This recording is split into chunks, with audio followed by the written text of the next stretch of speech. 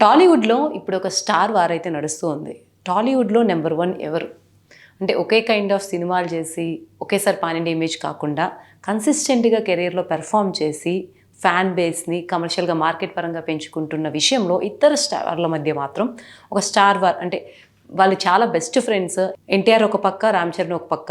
వీళ్ళిద్దరూ చాలా best friends పర్సనల్‌గా. అయినప్పటికీ కూడా వీళ్ళ సినిమాటిక్ జర్నీ చూస్తే, వీళ్ళ అప్‌కమింగ్ ఫిలిమ్స్ 2 చూస్తే, ఈ రాబోయే సినిమా రిజల్ట్ కూడా టాలీవుడ్‌లో నెంబర్ 1 ఎవరు అనేది డిసైడ్ చేసే ఫ్యాక్టర్‌గా మారింది.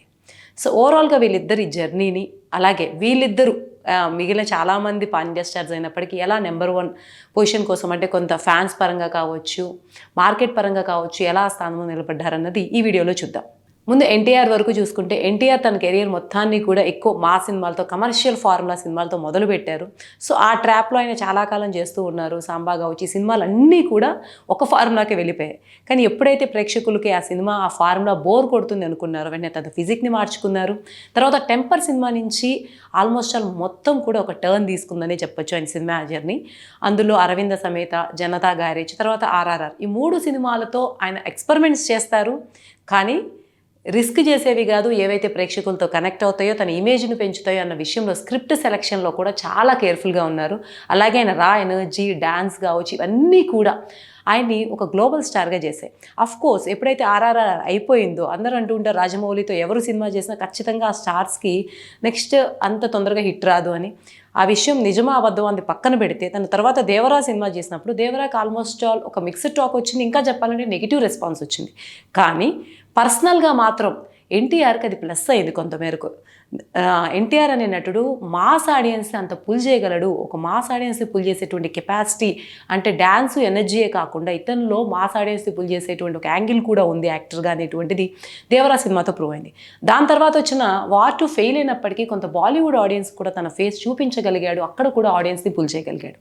ఇంకా చెప్పాలంటే మోస్ట్ సర్చ్ పర్సన్స్‌లో కావచ్చు, ఫాలోవర్స్‌లో కావచ్చు, వార్ 2 ఫెయిల్యూర్ అయినప్పటికీ కూడా ఆ టైం పీరియడ్‌లోనే ఎన్టీఆర్ ఆల్మోస్ట్ ఆల్ నెంబర్ 1లో ఉన్నాడు యాక్టర్స్ అందరిలో చూసుకుంటే. ఇప్పుడు ఎన్టీఆర్ చేయబోతున్న అప్‌కమింగ్ ఫిలిం వచ్చేసి ప్రశాంత్ నీల్‌తో సినిమా చేయబోతున్నారు. సో, ప్రశాంత్ నీల్‌తో తను చేయబోయే సినిమా ఎలా ఉంటుంది? ఎందుకంటే ఇటు దేవరా కావచ్చు, ఆ తర్వాత రామ్ చరణ్ గేమ్ చేంజర్ కావచ్చు, ఇవెవరూ చూడట్లేదు. ఇప్పుడు రాబోయే అప్‌కమింగ్ ఫిలిమ్స్ ఎలా ఉంటే, ఎంత బాగుంటే, లేదా హిట్ అయినా ఫ్లాప్ అయినా అది నెంబర్ 1 ప్లేస్‌ని డిసైడ్ చేస్తుంది. కాబట్టి ఇప్పుడు ప్రశాంత్ నీల్ కాంబినేషన్‌లో ఎన్టీఆర్ సినిమా అన్నది చాలా ఆసక్తికరమైన విషయంగా మారింది.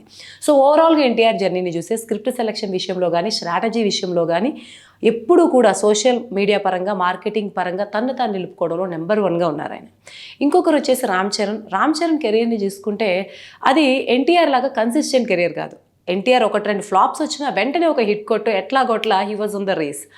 కానీ రామ్ చరణ్‌ని తీసుకుంటే ఎప్పుడు హైస్, లోస్, మళ్ళీ రీసెట్ అవ్వడం, రీబిల్డ్ అవ్వడం, ఎక్స్పెరిమెంట్ చేయడం ఇవన్నీ కూడా కనపడుతూ ఉంటాయి.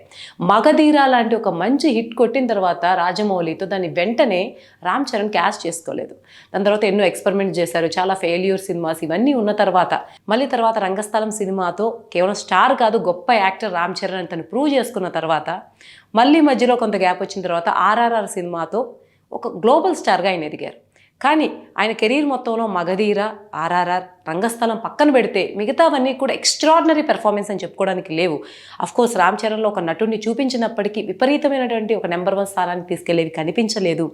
అదే టైంలో ఎన్టీఆర్‌ని తీసుకుంటే ఎన్టీఆర్ చాలా సినిమాలు డిఫరెంట్ వేరియేషన్స్‌లో ట్రై చేస్తూనే కమర్షియల్ ఫార్ములాను దాటకుండా మార్కెట్‌ని పెంచుకుంటూ ఉన్నాడు.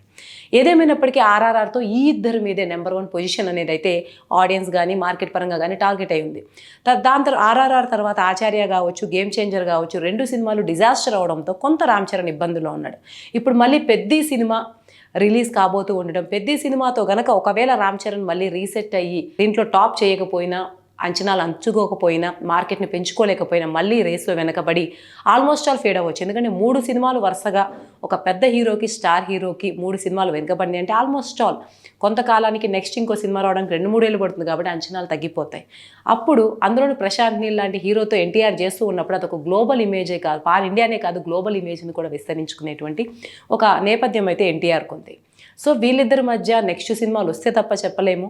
సో, ఇటు పెద్ది రామ్ చరణ్‌ని నిలబెడుతుందా? లేకపోతే ఎన్టీఆర్ ఆల్రెడీ తన ఫెయిల్యూర్స్ ఉన్నప్పుడు కూడా మార్కెట్ విషయంలో కానీ, ఆడియన్స్ దృష్టి నుంచి పోకుండా ఉండడంలో కానీ నెంబర్ 1గానే ఉన్నారు. కాబట్టి ఒకవేళ ప్రశాంత్ నీల్ డైరెక్షన్‌లో రాబోతున్న సినిమా కనుక హిట్ అయితే ఇక ఎన్టీఆర్‌ని ఎవరు ఆపలేరు. చూద్దాం ఏది ఏమైనప్పటికీ ముందు పెద్ది రాబోతుంది కాబట్టి పెద్దితో కొంత డిసైడ్ అవుతుంది. తర్వాత ఎన్టీఆర్ ప్రశాంత్ నీల్ సినిమా గనక ఒక రేంజ్లో ఉంటే ఖచ్చితంగా టాలీవుడ్లో నెంబర్ 1 జూనియర్ ఎన్టీఆర్ అయ్యే అవకాశం ఉంది. ఏదేమైనప్పటికీ కన్సిస్టెంట్ కెరియర్స్తో బెస్ట్ ఫ్రెండ్స్గా ఉన్నటువంటి వీళ్ళ మధ్య సైలెంట్ వారే. ఈ కాంపిటీషన్ కూడా హెల్దీ కాంపిటీషనే. సో వీళ్ళిద్దరిలో ఎవరు నెంబర్ 1 అవుతారని మీరు అనుకుంటున్నారో కమెంట్స్లో తెలియజేయండి.